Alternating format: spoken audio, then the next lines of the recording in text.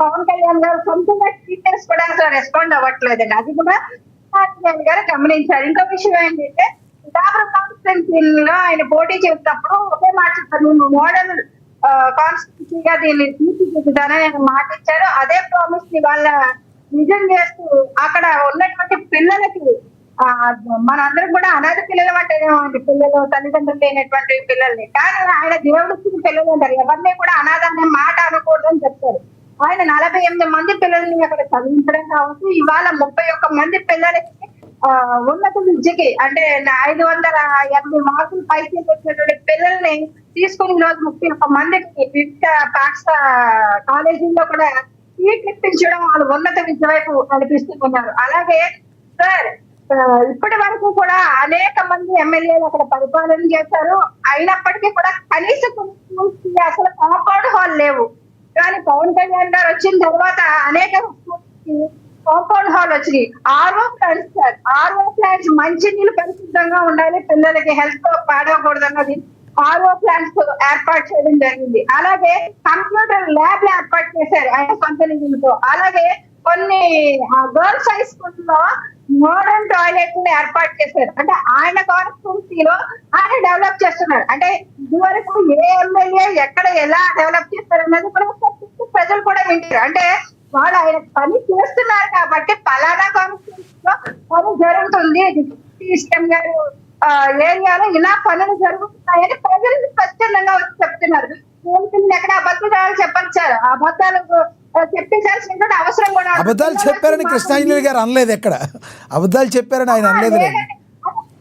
అంటే కృష్ణాంజలి గారు అనట్లేదు సార్, కొంతమంది ప్రచారం చేస్తున్నటువంటి వ్యక్తులు కూడా చెప్తున్నారు. ఎందుకంటే చిన్న చిన్న పిల్లల మధ్య కుల విద్వేషాలు వేసుకోవడానికి ఒకటి కృష్ణవేణి గారు ఒకటి గుర్తుంచుకోవాలి, మీరు ఒకటి గుర్తుంచుకోవాలి కృష్ణవేణి గారు, స్వతంత్ర భారతంలో ఇన్ని సంవత్సరాలు 70 ఏళ్ళు పైబడిన తర్వాత కూడా అనేక గిరిజన ప్రాంతాల్లో ఇప్పటికీ కూడా చీకట్లుండి వాళ్ళకి వెలుగంటే తెలియదు. అలాంటి వెలుగు తెచ్చిన పవన్ కళ్యాణ్ గారు మరి చెప్పుకుంటే ఎట్లా? ఆయన చెప్పుకుంటే ఆయన పేరు వచ్చేది, ఏమంటారు? అలాంటి వాళ్ళకి ఏం చెప్తారు? మీరు చెప్పుకోకూడదు కదా మరి ఆయన.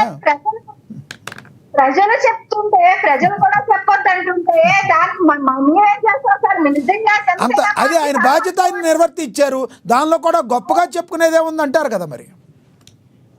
అదే అంటే మరి ఇన్నిసార్లు ఇన్ని ప్రభుత్వాలు వచ్చినాయి పోయింది కదా, 77 స్వతంత్ర భారతదేశంలో ఇంకా చీకట్లో మగ్గిపోతున్నట్టు గ్రామాలు ఉన్నాయి, మంచినీళ్ళు అందరైనటువంటి గ్రామాలు ఉన్నాయి. ఇవన్నిటికీ కూడా మనం సిగ్గుపడాలి. ఎందుకంటే మన కార్పొరేట్ స్థాయిలో ఏ రకంగా ఈరోజు ఏ స్థాయికి దోచుకుని వెళ్ళిపోతూ ఉన్నాము. ఉన్నప్పుడు కూడా అక్కడ మనకి ఇన్ని సౌకర్యాలను మనకి ఇంకా ఒక పావు గంట కరెంట్ పోతే వెలుగులు ఆడిపోతున్నటువంటి పరిస్థితి. కానీ చీకట్లో అంధకారంలో మగ్గిపోతున్నటువంటి అనేక గ్రామాల గురించి దాని మీద దృష్టి పెట్టి మా అధినేత పవన్ కళ్యాణ్ గారు అదేమీ గొప్ప విషయం కాదండి. ఎవరైనా ఎమ్మెల్యేలు చేసే అవన్నీ అలా అనేవాళ్ళు కూడా ఉంటారు.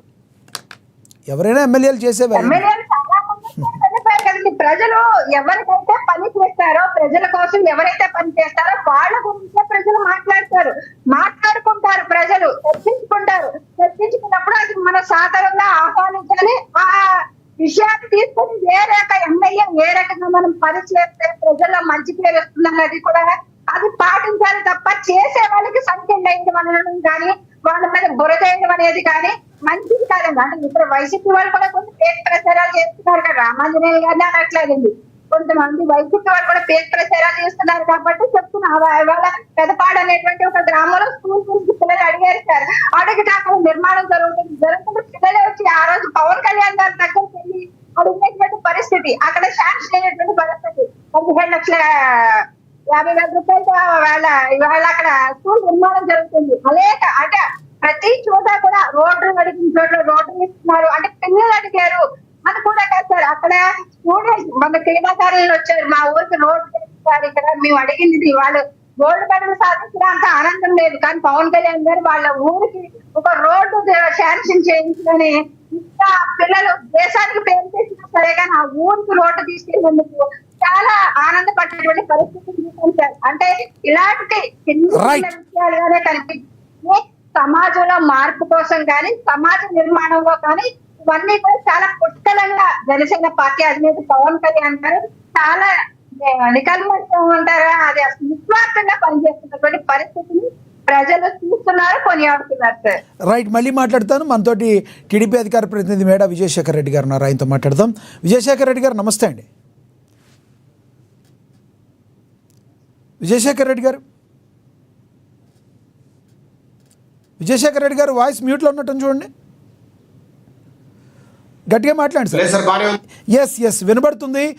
ఆంధ్రప్రదేశ్ అభివృద్ధి పనులు ఏ రకంగా జరుగుతున్నాయి, మీ ఉప ముఖ్యమంత్రి గారి యొక్క పనితీరు ఎలా ఉంది, విద్యార్థులకి ఆయన ఇచ్చే ప్రోత్సాహకాన్ని మీరు ఎలా చూస్తారు? సార్, ఈరోజు మొట్టమొదటిగా అద్భుతమైన డెవలప్మెంట్ ఈరోజు రాష్ట్ర ప్రభుత్వ ఆధ్వర్యంలో, కుటుంబ ప్రభుత్వ ఆధ్వర్యంలో మన మాన్యులు ముఖ్యమంత్రి వర్యులు నారా చంద్రబాబు నాయుడు గారి దూరదృష్టితో ఈరోజు కేంద్ర ప్రభుత్వ సహకారంతో ఈరోజు 12 ప్రాజెక్టులకి, అవి డిఫెన్స్ రంగంలో కావచ్చు, అట్లాగే డ్రోన్ రంగంలో కావచ్చు, రకరకాలుగా మొత్తం డిఫెన్సే కానీ బట్ రకరకాల ప్రాజెక్టులకి ఈరోజు శంకుస్థాపన చేయడం, అట్లాగే 15,000 కోట్లతో air craft integration and test centre ఈరోజు సత్యసాయి జిల్లాలో అక్కడ గ్రౌండ్ బ్రేకింగ్ సెరమనీ అంటే ఫౌండేషన్ స్టోన్ అక్కడ వేయడం, దానికి రాజ్నాథ్ సింగ్ గారు రావడం, ఇవన్నీ కూడా సార్ ఒక సంచలనాత్మకమైన గ్రౌండ్ బ్రేకింగ్. అంటే ఈ రాష్ట్రంలో ఎప్పుడూ జరగని విధంగా గత 70 సంవత్సరాల్లో ఏ రోజు మనకు సెంట్రల్ గవర్నమెంట్ డిఫెన్స్ ప్రాజెక్టులు ఎక్కడ కూడా ఈ మధ్య కాలంలో మనం చూడని విధంగా ఈరోజు ఇన్ని ప్రాజెక్టులు మనకు వస్తున్నాయంటే సార్, ఇది కేవలం ఇక్కడ డబుల్ ఇంజిన్ సర్కార్ ఏదైతే మనం అనుకుంటామో కేంద్ర రాష్ట్ర ప్రభుత్వాలు కలిసి పనిచేయడం, ఒక ప్రభుత్వంగా ఉండడం, ఈరోజు తెలుగుదేశం పార్టీ, జనసేన అట్లాగే బీజేపీ పార్టీలు ఒక కూటమిలా ఏర్పడి రాష్ట్రంలో కావచ్చు, కేంద్రంలో కావచ్చు పరిపాలన కొనసాగిస్తుండడం, ఇవన్నీ కూడా ముఖ్య కారణాలు. నరేంద్ర మోడీ గారి ఆధ్వర్యంలో అట్లాగే చంద్రబాబు నాయుడు గారు, అట్లాగే నారా లోకేష్ గారు, అట్లాగే పవన్ కళ్యాణ్ గారు అద్భుతంగా ఈ రాష్ట్రాన్ని ముందుకు తీసుకెళ్తున్నారని చెప్పడానికి ఈ రోజు మనము ఈ ఫౌండేషన్ స్టోన్ వేస్తున్న ఈ ప్రాజెక్టులన్నీ కూడా ఒక సాక్ష్యాలు. సార్, సత్యసాయి జిల్లా కావచ్చు, అనంతపురం జిల్లా అంటే ఉమ్మడి అనంతపురం జిల్లా కనీసం నీళ్లు లేక మొత్తము కొండలు, కోనలు, రాళ్లు, రప్పలతో నిండిపోయి కనీసం చెట్లు కూడా సరిగా వివరించిన పరిస్థితి, వానలు సరిగాల ఎడారి ప్రాంతం. సార్, అసలు అనంతపురం జిల్లాను చూసి ఆ రోజు ఈ ఉపాధి హామీ పనులు కూడా మొట్టమొదటిగా ప్రారంభించిన ఆంధ్రప్రదేశ్ లో అనంతపురం జిల్లాలోనే.